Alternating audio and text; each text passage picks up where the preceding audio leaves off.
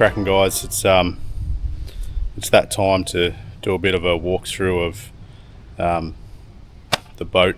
It's not far off of being finished now. Hopefully we can get it in before this big storm that's coming.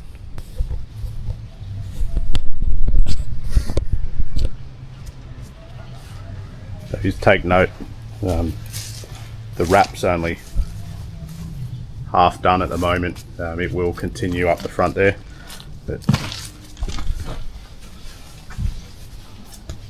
massive shout out to Joe from Custom Graphics NT, absolute legend.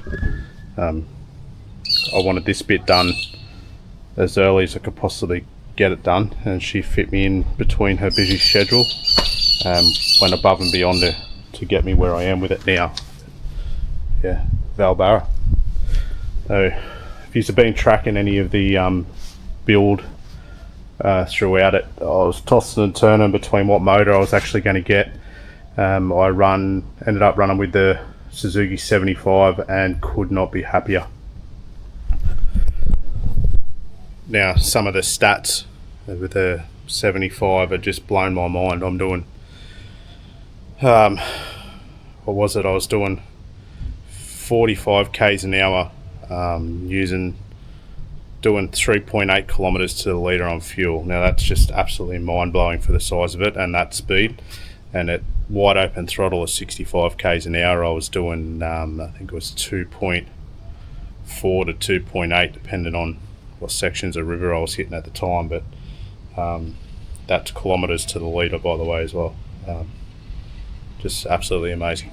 I can't fault it right now. It's perfect for the boat. Absolutely changed the boat. The 50 horse that I had on it to start with was nowhere near adequate enough. But anyway, move around. Moving on, you'll see the EVA. So now that's from Boat Flooring Australia over in Cleveland, Queensland, I think it is. Pretty sure it's Cleveland, Queensland. It wasn't without its hurdles.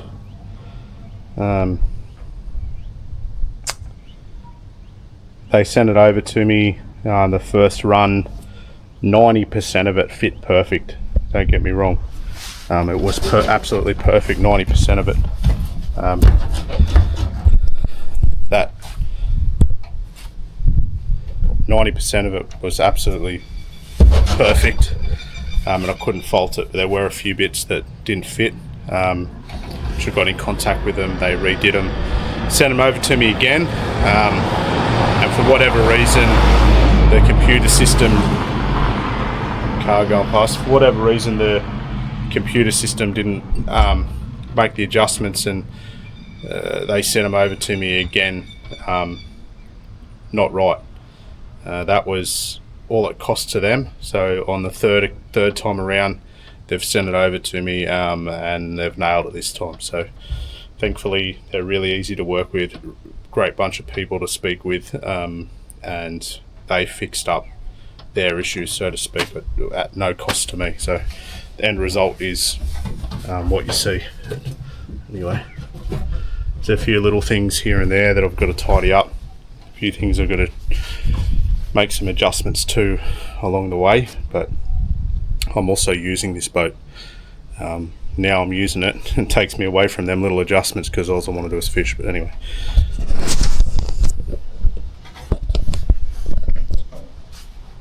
so coming to the rear here, where's that key? I'll show you this anyway. We'll get to this bit first. So the Valbarra, I'll show you all in here first. Now I've opted for a King's 30 fridge, fits in perfectly right there. One reason why I went with the cheaper fridge is so that it's a marine environment. When it goes to shit, it's cheap to fix it or change it or do whatever I need to do. Eventually I'll have compartments all set in here, and I probably won't have tackle boxes, one or two max. So I'm not a fan of tackle boxes, as you've seen before in previous shows, previous episodes. But yeah, anyway, I'm running everything's got a spot. That was the thing with this. You'll see down under there's my battery setup for my electric and my electronics, and I've got the battery out the front there for the fridge. But yeah, anyway, hopefully that key I was looking for is in here. There it is. This is the key. These two compartments over here. One of the biggest bugbears this boat when I first got it is where they put all the switch and everything. So I enclosed this area here. Keeps it all dry. It's not 100% waterproof, but keeps it dry.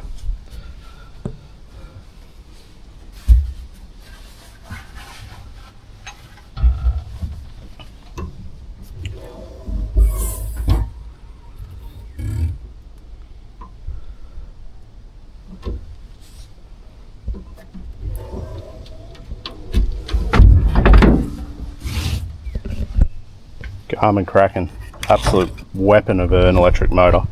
Can't fault it. Not yet anyway. Hopefully I don't have to fault it. That brings me to showing you the rod locker. Now I can open the rod locker from here and I can use it. Does open, can use it. But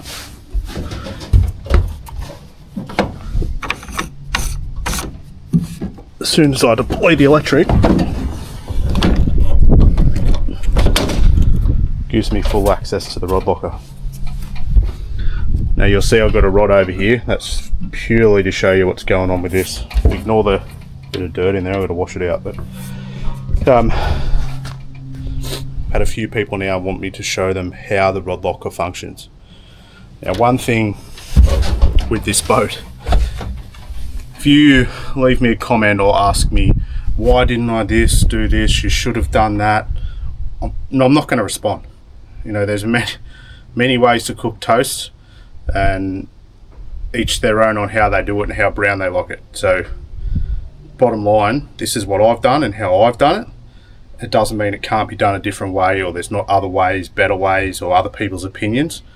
I'll take all your advice on board, but I'm not going to reply to you, sorry, but I'm not. There's always a keyboard warrior out there that's got a better idea. Anyway, this is how I've done it. Rightio guys, if you go back a few episodes, you will see how I built this rod locker. But bottom line, I don't think you're going to be able to see it from there. I'll just tilt that forward a little bit. This is how it functions. I stick the rod tip down, and now I lined all this with EVA, so I'm not hurting my rods when I do this. I point my rod tip down, slide it in, and then I've got 3 rod holders throughout the whole thing. Now I'll just take his back off of there.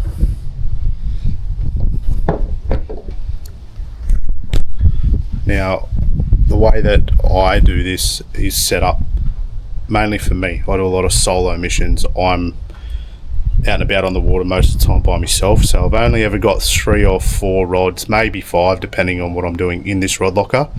Now I have 3 rod mounts, which I predominantly do barra fishing, so I usually only take 3 rods. When I'm doing blue water, I've still got the space to store them underneath on the bottom of the rod locker, and I can still store as many rods as I can fit in that area when I go on holidays and stuff like that. I can fully lock this and not have an issue or worry about people stealing my stuff. So you will see that's how it sits in there. And again, when I take it out,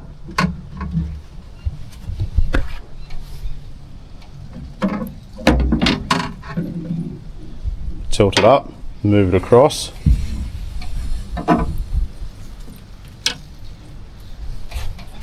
And that's basically it. This section here, again, you go back a few episodes, you'll see I bolted that section on in case something goes in down there and I can't get it, or I want to change my design or do anything different. That comes off and I've still got the pocket open. I can make adjustments as I need it.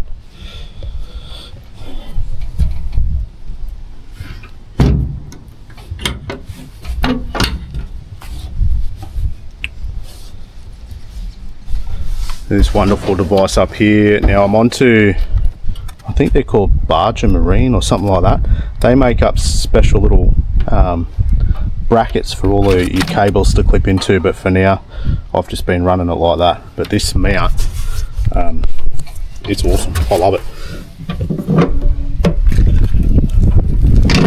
You'll see it working throughout a couple of videos. Go and watch some of my my Barra videos and you'll see it working. But I think that storm's not far off coming. Anyway, basically that's the finished product. I'm absolutely stoked with it. I couldn't be happier. A few little things, as I said, that I've got to do here and there, just with cabling. It's little things that put the fuel filter on and stuff like that. But that'll all be in due course. And if you've got any questions, shoot me a message. If it's not stupid stuff or to tell me how much better your stuff could be, I'll reply and we'll have a chat about it. I absolutely love this stuff and designing stuff as well, which go back and watch my build episodes. There's 2 of them prior to this, and you'll see the progress up until this point. Yeah, anyway, that's a quick look at it. We'll give you another look when I'm out on the water and I'm doing stuff.